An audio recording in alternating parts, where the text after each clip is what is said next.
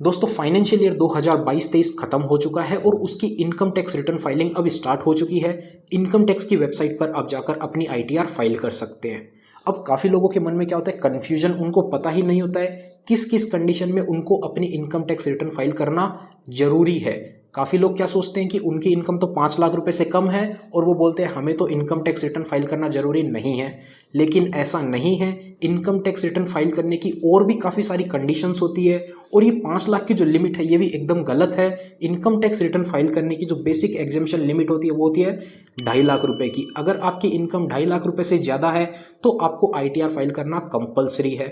अगर आपकी एज 60 साल से लेकर 80 साल के बीच में है तो आपके लिए ये लिमिट 3 लाख रुपए की हो जाती है और अगर आपकी एज 80 साल से भी ऊपर है तो ये लिमिट आपके लिए 5 लाख रुपए की हो जाती है। तो 5 लाख रुपए से अधिक इनकम है आपकी पूरे साल भर की, यानी कि 1 अप्रैल से लेकर 31 मार्च तक की आपकी जो इनकम है वो 5 लाख रुपए से ऊपर है तो आपको आईटीआर फाइल करना जरूरी है। ये तो हो गई basic condition income tax return file करने की। अगर आपकी इनकम 2.5 लाख से ज़्यादा है तो आपको आईटीआर फाइल करना पड़ेगा। आपकी इनकम 5 लाख रुपए तक होती है तो आपके ऊपर टैक्स 0 लगेगा, लेकिन आपको आईटीआर फाइल जो है वो 2.5 लाख रुपए से ऊपर होने पे करनी पड़ेगी। तो 2.5 लाख और 5 लाख का कन्फ्यूजन यहाँ पे आपका क्लियर हो गया। इसके अलावा भी और भी काफ़ी सारी कंडीशंस होती है। अगर आप उन कंडीशंस में कोई भी कंडीशन पूरी कर लेते हैं तो आपको आईटीआर फाइल करना कंपलसरी हो जाता है। और उसके अलावा भी कुछ ऐसे पॉइंट होते हैं जहां पर आपको आईटीआर फाइल करना एक बेटर ऑप्शन आपके लिए हो सकता है। तो आइए उन पॉइंट के बारे में भी बात करते हैं। तो सबसे पहली जो कंडीशन है, अगर आप एक फाइनेंशियल ईयर के अंदर अपने सभी सेविंग बैंक अकाउंट के अंदर टोटल मिला के 50 लाख रुपए से ज़्यादा का कैश जमा करवाते हैं तो आपको इनकम टैक्स रिटर्न फाइल करना कंपलसरी हो जाता है उस साल के अंदर।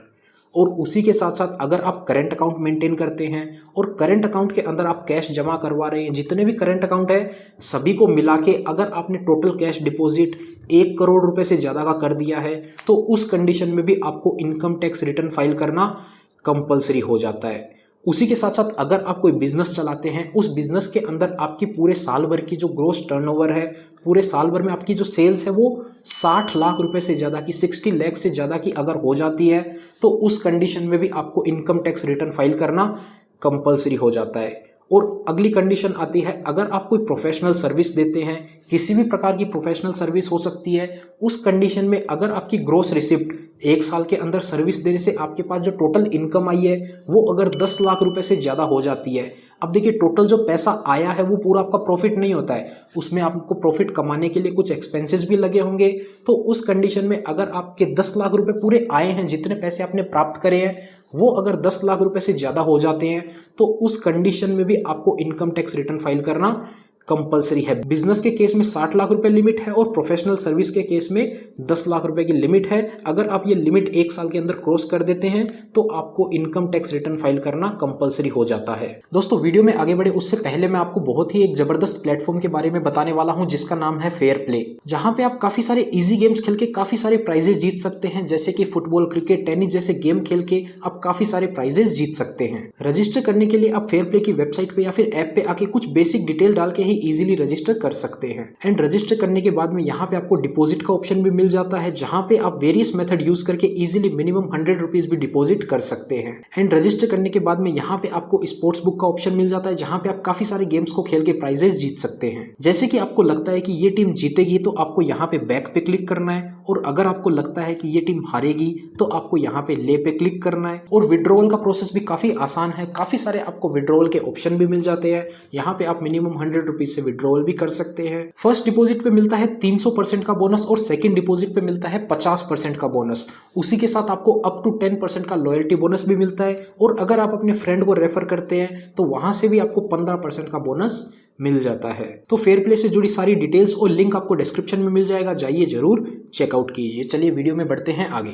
इसी के साथ अगला पॉइंट आता है, अगर आप किसी फॉरेन ट्रिप पर जा रहे हैं या किसी दूसरे व्यक्ति की ट्रिप को आप स्पॉन्सर कर रहे हैं, उस कंडीशन में उस फॉरेन ट्रिप के ऊपर अगर टोटल एक्सपेंसेस 2 लाख रुपए से ज़्यादा के हो जाते हैं तो उस कंडीशन में भी आपको इनकम टैक्स रिटर्न फाइल करना कंपलसरी हो जाता है। और अगला पॉइंट आता है, अगर आपके नाम पर इलेक्ट्रिसिटी कनेक्शन है और उस इलेक्ट्रिसिटी कनेक्शन के अंदर टोटल बिल जो है 1 साल का 1 लाख रुपए से पार कर जाता है तो उस कंडीशन में भी आपको इनकम टैक्स रिटर्न फाइल करना कंपलसरी हो जाता है। अगला पॉइंट आता है, अगर आपके साल भर के अंदर TDS और TCS मिला के जो डिडक्शन हुई है वो पूरी 25,000 रुपये से ज़्यादा की हो गई है, तो उस कंडीशन में भी आपको ITR फाइल करना कंपलसरी है। वहीं अगर आप एक सीनियर सिटीज़न हैं तो ये 25,000 की लिमिट आपके लिए 50,000 की हो जाती है। ये तो देखिए, ये सभी पॉइंट्स हो गए आपको किन किन कंडीशन में ITR फाइल करना कंपलसरी है।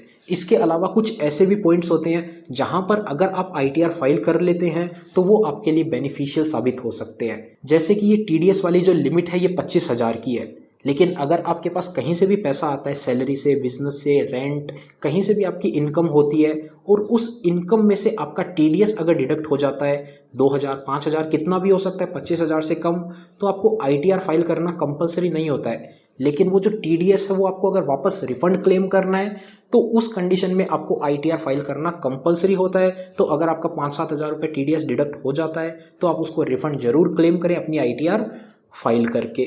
इसके अलावा देखिए, बिजनेस में, शेयर मार्केट में कहीं पे आपको अगर लॉस हो जाता है किसी साल के अंदर, लेट्स सपोज इस साल के अंदर आपको 5 लाख रुपए का लॉस हो गया शेयर मार्केट के अंदर, और आप उस लॉस को कैरी फॉरवर्ड भी कर सकते हैं। यानी कि अगले साल जब आपको 10 लाख रुपए का प्रॉफिट होता है तो उस 5 लाख रुपए को उस 5 लाख रुपए से आप सेट कर लेंगे और नेट आपकी 5 लाख रुपए ही इनकम मानी जाएगी अगले साल।